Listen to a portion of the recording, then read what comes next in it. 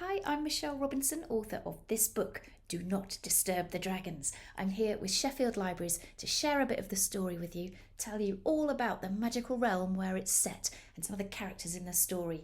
And after I've shared a bit of the book with you, I might set you a fun challenge so you can make up some stories and fun of your own.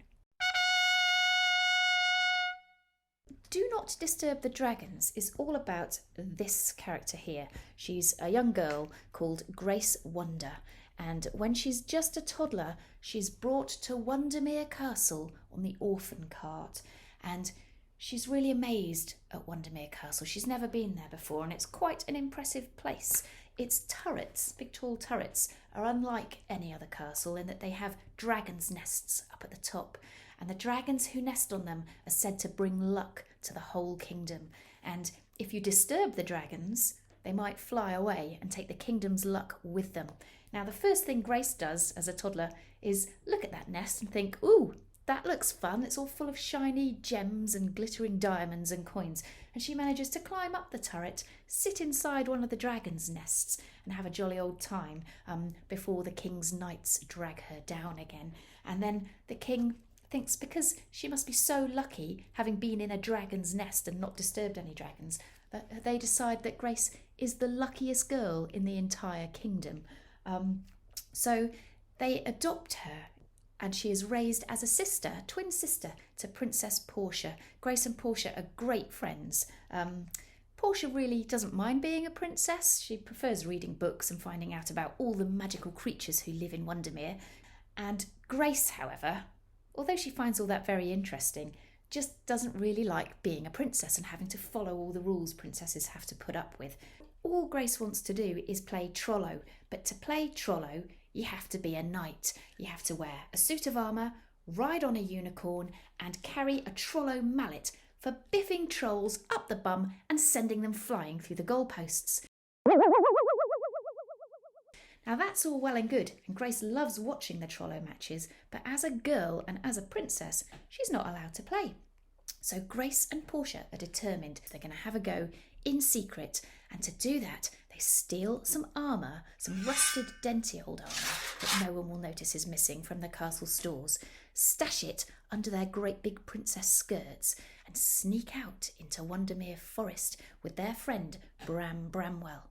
He is an imp who runs the castle stables looking after all of the king's unicorns. Imps in Wondermere are able to shapeshift. They can clap their hands and turn into anything they want.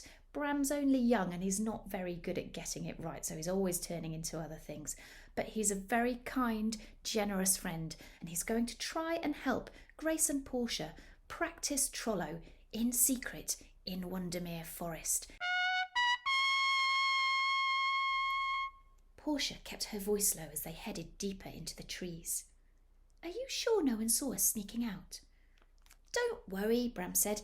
Me and Dad are the only ones who use the back entrance to the stables. Anyway, if anyone does see us, I'll just shapeshift and turn myself into a mumblebee. You two can pretend you were chasing me and just lost track of where you were. Can imps really change into mumblebees? Grace asked. Probably, Bram said. But mumblebees are tiny, Portia said, impressed. I've been practicing. Watch. Bram clapped his hands together and turned into a wheelbarrow. Grace laughed. A lesser spotted wheelie bee.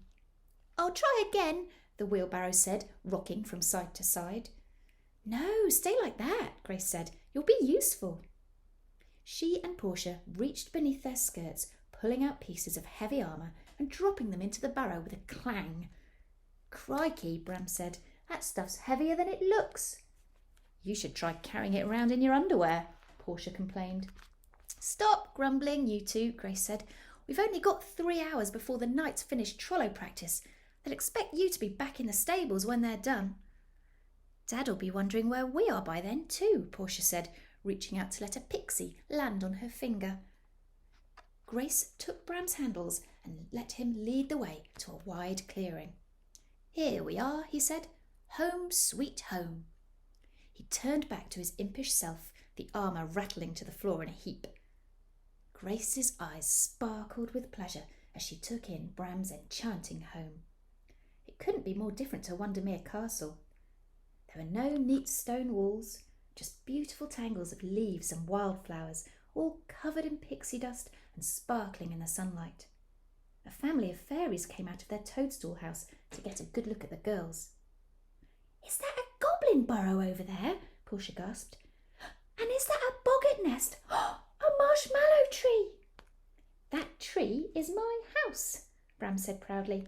"Hey, Dad, I'm home and I brought visitors." So that was a little taster of Do Not Disturb the Dragons and Princess Grace Wonder, Portia Wonder, Bram Bramwell, and a little taste of Wondermere Forest and all the things that live within it. I'm busy now. I've got to get on and write book 2, Never Mess with a Mermaid, that comes out next year.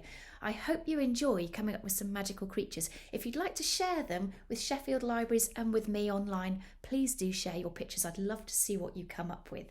And I hope you have fun. Take care. Bye.